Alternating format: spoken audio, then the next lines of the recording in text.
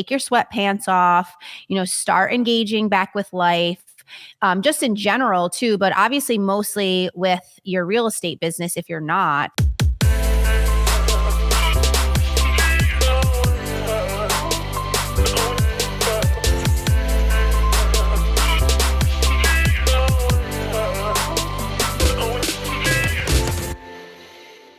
This is Byron and Nicole White, and you are tuned into episode 119 of The Real Word. Word is up. Word is up. Here we go. 119. We've got a 12-part racket number one, if you can imagine that.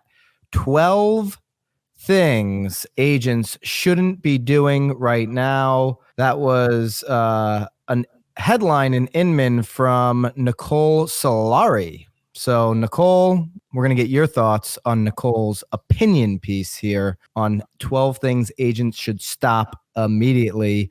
Number one thing agents should stop doing, wasting time while overindulging. She references self-isolating, neglecting your hygiene, ignoring your clients, never ignore your clients, over-consuming those webinars that we're all being inundated with. So wasting time while overindulging. Do you agree, Nicole? Oh, absolutely. I think that, I do think that everyone's obviously going through different, I don't know, what do they call them? Like when you're going through like loss, like there's like stages. I do think that everyone's probably going through very different stages of this pandemic, but I do think that, what are we now in? Almost grieving. 8? Grieving was the word you were looking for. Yeah. I think that we're on to beyond this stage now. Again, since it's been 8 weeks, I do think it's time, like she said, take your sweatpants off, start engaging back with life. Just in general too, but obviously mostly with your real estate business if you're not.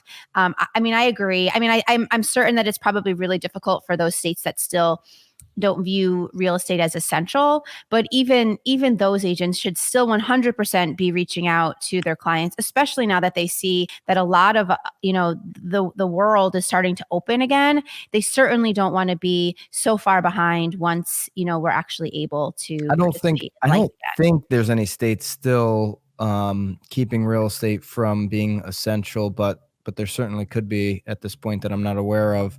But yeah, I agree. There's really never a time to be, just hiding, even when we are, all isolating or, self-distancing and all of this kind of stuff. There's never a time to completely hide. Your business is going to move on with or without you. So I agree. Number two, holding normal open houses and otherwise enabling looky-loos. So like within our brokerage, open houses still are not allowed, right? And it makes a lot of sense, I think, right now, because we can do virtual open houses, we can do private showings. So I would agree with that.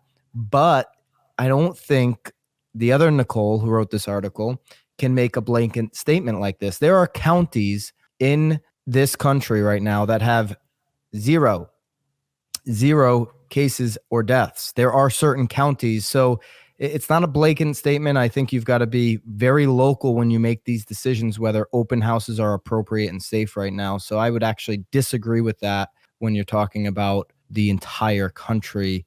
I don't think one size fits all. Well, I think what she's emphasizing here, though, is maybe to get rid of the open houses, just to get rid of those looky-loos, that there's just not people congregating in areas. But yeah, I hear what you're saying too. Number three, failing to loop everyone involved in the selling process and current showing guidelines. So you can do things like Zoom, and you can really educate your customers, buyers and sellers better right now, I believe, because if you're going through a contract and you're going to do it on Zoom and they're going to have a screen share with that contract while you're going over it, it's easier, folks, than them, the client, looking over your shoulder at a table or you handing them a piece of paper and talking them through it. It's easier for everybody to be looking at the same screen share, in my opinion. So yeah, failing to loop everyone in on what's going on right now would be ludicrous. I think the biggest thing here too, and again, in terms of like easy, I think it's much easier to have these conversations with your clients too, because I think, and not even just clients, I would say customers too, people that are just like, what's going on? I Yeah. think right now they're trusting us more than ever to give them the information. So I do think that it's probably easier to have these conversations too, because they're so much more willing to listen and ask for your advice too. And we should, to your point, really be the experts. We should be educating ourselves every day. Everything's changing very quickly, so keep your Absolutely. skills and your information intake sharp. Number 4, not reading the confidential remarks. That's referring to like the MLS, the agent to agent remarks. And yeah, right now, I think more than ever, there's going to be specific situations. This homeowner has a need. They want you to take this protocol before coming in their house. Very important that we adhere to those homeowner needs and their rights. It's their home. So if we're not reading the confidential remarks and we're just blowing through the foyer where they're asking us to take off shoes and do a disinfectant routine, right? If we're just not reading those Right. remarks and blowing through it, we could harm somebody literally. Number 5, arguing with other agents showing restrictions. Ridiculous. Ridiculous? I would say so. Yeah. Well, I think arguing about anything in this business is usually ridiculous, but I think more so, obviously, more now than ever. Yeah, I mean, these are obviously restrictions that the seller may even be putting on their agent too. I had a showing the other day that they only would let me show it if I've shown the virtual tour to my buyers first. That's totally fine with me. I'll be honest. In this case, I'd almost rather send the virtual tour, because if they're not interested in it, there's no reason for us to even go out to the house and even like, possibly get contaminated. So, I mean, this one, again, it's always so unfortunate when you hear agents arguing, especially in a situation. It seems ridiculous. I Yeah, mean, that one's ridiculous. everyone has to have a little bit more patience. I get it. I mean, it's a very interesting and weird market, but still, I mean, Yep. I'm in agreement with this one. Number 6, not thinking through your own showing instructions. I agree. If you're the agent and you're representing this home, then you should be really conscious of how those agents, whether it's on Lockbox, are going to show it, or how you're going to show it. How many agents are allowed? How many consumers are allowed to be at the showing?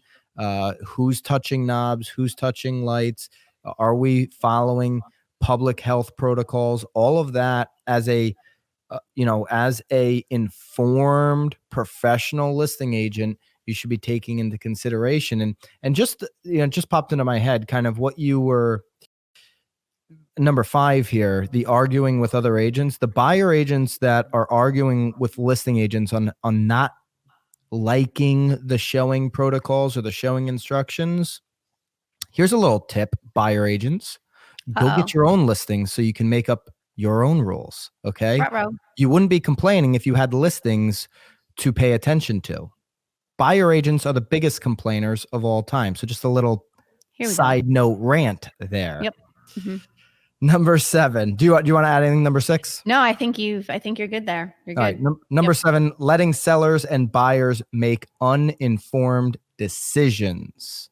So this one's an interesting one. I mean, obviously you and I have come into contact with a few of these things that have happened during the pandemic. I do think the biggest thing that you can do, and I think more so than uninformed decisions, I think that us as agents, we need to help our clients sort of slow down and have them take maybe a few extra days, a few extra nights, maybe even weeks if it needs to, before they do make decisions. Especially when it comes to like getting out of contracts, or again, sellers getting cold feet and them backing out. I think that, again, I think more so than uninformed. I mean, obviously we want all of our clients to be informed, but I think more so than anything, I think we need to, sort of help our clients, sort of encourage them to take a few more extra days or some extra time. Because obviously, I mean, like everything's changing. One week is different than the next. They may feel differently now than next week. So I think, again, on top of being uninformed, or providing them information, I think that we should also help them, take a little bit of extra time before making a decision too. Yeah, if they're your client, leaving them uninformed about anything at any time, pandemic or not, is not the right move as a professional agent. Number 8, leaving home without a mask, gloves, and cleaning products.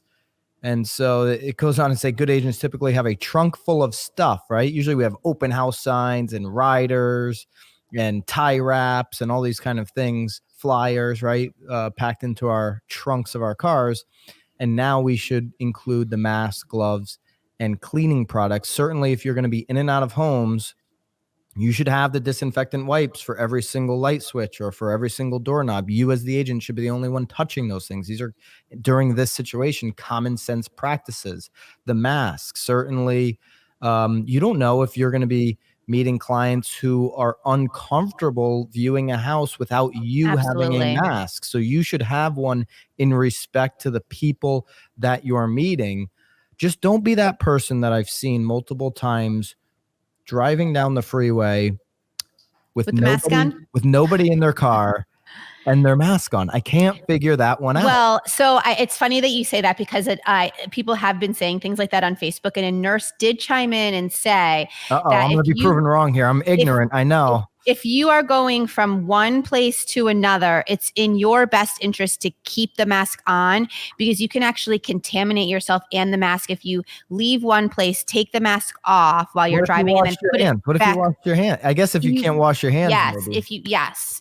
So again, I think that, but I'm with you on that. I mean, it's sort of funny to see people driving around, or like the ones that have like their top down, like they have their tops down, like because it's getting a little warmer. I get it. People are freaked out, and they should do what makes them feel comfortable, I guess. Well, unless maybe they're sick. Again, you're supposed to wear the mask if you're sick so that you don't spread your germs. Well, if you're sick, you're supposed to be staying in. You're not supposed to be driving around if you're sick.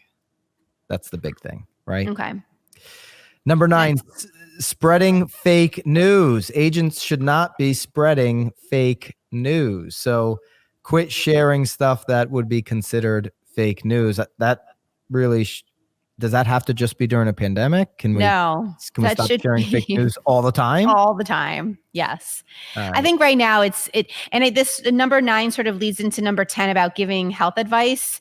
I think both of them, all agents should, I think every individual in our society should refrain from both of them, in all honesty, at this time. Let the professionals speak about it. Just like no one's necessarily, well, some probably do, but like talk about your industry, talk about what you know with your business and with real estate. And again, leave the news and the health advice to those professionals too. The majority of the health professionals are disagreeing enough for us to confuse matters. So I agree to leave it and talk about what you know, which is real estate. And if you don't know anything about real estate, then turn your license back in. Number 11, or get a mentor or get some help or join a team. Yeah, do that. Why don't we start there? Get a coach. Not mastering online meeting technology. Agents should really face the fact and understand that Zoom's not going away. This one's funny though, because she does make mention about, paying attention to the camera angle. It's more flattering if the camera is above eye level. Comb your hair, dress up a little. So on top of knowing how to use Zoom, she's also giving tips on how to look best while on a Zoom call. So and a lot of those made me chuckle a little. And agents, if you haven't been doing it, a lot of these tips have been out there since 2013. You should have already been engaging in them by 2015, 16, probably the latest. And so if you haven't gotten on board now, I feel like the market's probably moved past you to some degree, unless you're just probably a 40-year vet and so entrenched in referral after referral. But if you're somebody who's still building your business, this isn't going away for the rest of your career, meaning will the technology of Zoom and StreamYard and these types of things get better? Absolutely. It's going to get closer to real life. The technology and the visual look of it is going to improve, but this is not going away probably for the rest of our lives in some form, right? Number 12, expecting things to go back to normal. Agents should not expect things to go back to normal. I think, I think things are always going to change us when it's this dramatic, when something like this happens. But I'm not going to be a fear monger and say normal life is never coming back. And so to this one, number 12, I just think it's a crappy one to say.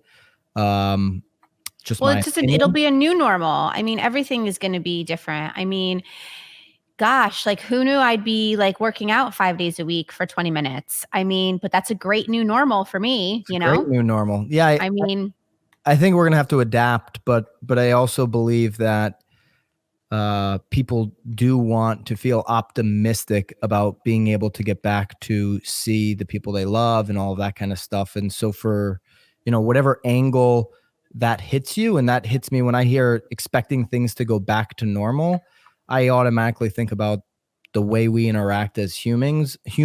And I do think that's going back to normal at some point, maybe not tomorrow, but yeah, no. I do believe at some point we're going to get together and watch the Super Bowl. I do believe Or you're that. going to be sitting at a bar having a cocktail again soon. Yeah, I believe that. And I'll be one of the people that probably does that first. Right?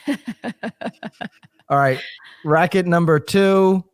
OpenDoor returns to the scene to home buying with contact-free selling. Contact-free selling. So both of their new programs, Sell Direct, and the other one is, what is it? What is the other one called? Buy with Reserve? Home Reserve. Home Reserve. So Sell Direct is a contact-free way to sell instantly to OpenDoor. Home Reserve is a method to reserve and move into a new home, while OpenDoor tries to sell the old home. I don't think it's saying that though, love. I just read it right direct from Inman. Yeah. Yeah. I mean, home reserve, the definition of it in this article makes it a little bit not so clear if HomeDoor is really selling their home or if they. Well, I just read that line right from Inman, so I'll go with it. Oh, okay. That's all right. Patrick Kearns, staff writer for Inman, his article. So if I'm wrong, Patrick's wrong. And we're going to link these articles up, of course, so you can read them and interpret them. But I did read that one word for word. While OpenDoor tries to sell the old home, the tools launched Monday in Phoenix. Will also debut May 11 in Raleigh, Durham, North Carolina. So OpenDoor's CEO, Eric Wu, who, by the way, just recently laid off 35% of the staff, which was approximately 600 employees. They said that they pulled back on buying homes because of safety. They also said their mission at OpenDoor has not changed, but over the past few months, we focused our time on listening to shoppers and buyers. People still have these needs to go out and buy. We've heard that loud and clear, but we've also heard that safety is the number one priority. Doesn't appear to me that safety is the OpenDoor number one priority. When this situation hit all of us at the same time, they stopped buying and laid off 35% of their staff. Maybe they're trying to use this, like we've heard. I think we've talked about this in the past, where you try to use this to front as something else. To me, OpenDoor is using this to front on, like, hey, we were laying low so we could come up with a safe product. No, they were laying low because they were running out of dough, in my opinion, which is why they laid off 35% of their work staff.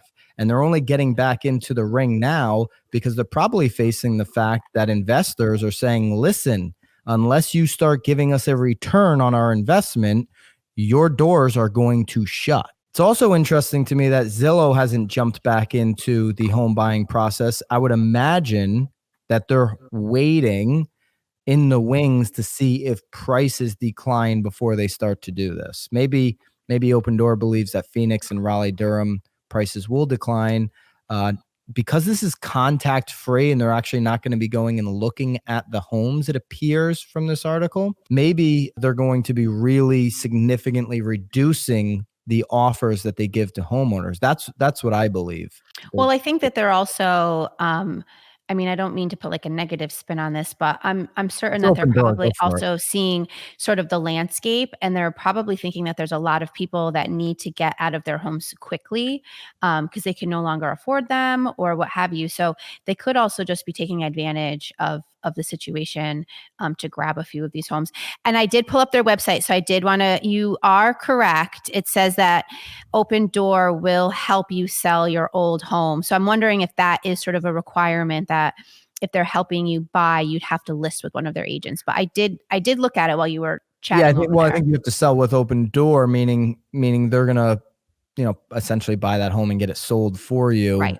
Contact free. So, and here's the situation: people that really don't want people coming into their home could sell their home to OpenDoor, use the home reserve tool to go get their other house, move into that one, and not have to basically see any agents or buyers coming into their home. So, hey, OpenDoor can spin it however they want. Listen, at the end of the day, they took a ton of capital from the VC world, and they've got to answer to them. So unless they start turning a profit, their lights will be shut off. All right, we've got a Marketeer. It's always fun to see things reopen, though. It's like part of the fun, OpenDoor. I could have done without them. Marketeer of the week. This one was sent to us by you guys, people following along on Inman, and it was really nice to get that email a week ago from our friend Danny. Shout out to Danny. Hope you're doing well and healthy over at Inman. And looks like this was from Address. Is that the name of the brokerage here? The Address. They've got the double D's. One of the D's is flipped going into the other D. I like their logo. And Bud Mastropolo, if I got that right, Bud, give me a comment if I got that one right, Bud, your last name, is the listing agent for 901 Cliff Drive, Newport Beach, California. Thought this was a really well done video. We're going to play you like 10 seconds of it here just in a second, and you can always go and watch the whole video. But he starts in his office. It's very vlog-like. It's very casual and loose. And from the office, they then go to some aerials of Newport Beach. He explains the area, some of the features, and then they get into this home, luxury home, of course, because it's in Newport Beach. Crib style, pretty well done. Yeah, Danny definitely called it crib style. I mean, I'm a huge crib style fan. I feel like, it's probably why our podcast is also called The Real Word, because, it's all this MTV chat. But I thought we need to get you an old school MTV t-shirt, Nicole. I what? We need to get you an old school MTV t-shirt. What is that one? Like with the M and then like the TV, like a little cube thing? I mean, you watch MTV, right? You know all the shows. I do think, though, what is super helpful with this video, obviously, and we'll always say, is it's like the most beautiful home. It's certainly a lot more fun to see a beautiful home crib style than if you were to walk into the White House right now. There wouldn't really be much to show off there. But I think he's doing a wonderful job here. Again, we're always happy to see that people are still producing film when they should be, or video. So again, it's a spectacular. I'm actually able to see it now, Byron, now that I pulled it up on my computer. So good job, Bud. We're going to link that up so you guys can check it out, and encourage you to stay on here for the next 10 seconds where you get a sneak peek of Bud's new listing in Newport Beach. Keep it real, guys. See ya. Here we are at 901 Cliff Drive, an incredible neighborhood, the Cliff Haven Newport Heights neighborhood. We've got an awesome elementary school, plus Newport Harbor High is right here.